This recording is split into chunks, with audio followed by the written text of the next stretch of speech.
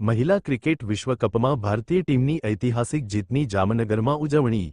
મહિલા ક્રિકેટ વિશ્વકપ 2025માં ગઈકાલે ભારતીય મહિલા ક્રિકેટ ટીમે ઐતિહાસિક જીત મેળવી ત્યારે મોડી રાત્રિના સમયે જામનગર શહેરના હવાઈ ચોક વિસ્તારમાં ક્રિકેટ રસિકો દ્વારા આ જીતની આતશબાજી અને ઢોલ નગારા સાથે ભવ્ય ઉજવણી કરવામાં આવી હતી.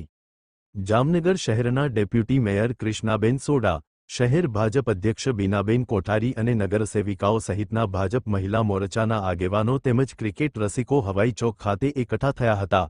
ભવ્ય આતશબાજી તેમજ ઢોલ નગારા અને ગુજરાતી રાસ સાથે મહિલા ક્રિકેટ ટીમની જીતની ભવ્ય ઉજવણી કરવામાં આવી હતી.